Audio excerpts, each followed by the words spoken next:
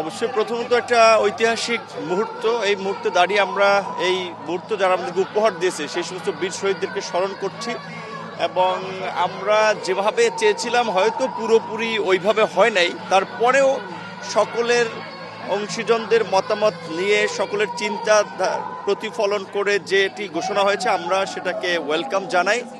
এবং এখানে যেটি বলা হয়েছে যে বাংলাদেশের মানুষের যে ব্যাপক মাত্রার একটা সংবিধান এবং রাষ্ট্র ব্যবস্থা সংস্কারের যে আকাঙ্ক্ষা সেটার বাস্তবায়ন ভবিষ্যতে রাজনৈতিক দল কিংবা সংসদ এবং নির্বাচিত সরকার তারা করবে।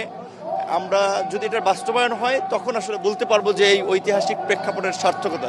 তবে আজকের দিনে দাঁড়িয়ে আমরা অন্তত ওই কমিটমেন্টটা রাখতে চাই যে যেই প্রক্রিয়া এবং যেইভাবে ফ্যাসিবাদ তৈরি হয়েছে ভবিষ্যতের বাংলাদেশে যেন এই ধরনের ফ্যাসিবাদ তৈরি না হয়, কোনো স্বৈর শাসক তৈরি না হয়, সেই বিষয়ে আমরা জুলাইয়ের স্পিরিটকে ধারণ করে কাজ করে যাব, রাজনৈতিক দলগুলো এগিয়ে যাব এবং দেশবাসীকেও আমরা এই জুলাইয়ের স্পিরিটকে ধারণ করে আগামীর বাংলাদেশ বিনির্মাণের পথে এগিয়ে যাওয়ার আহ্বান জানাবো।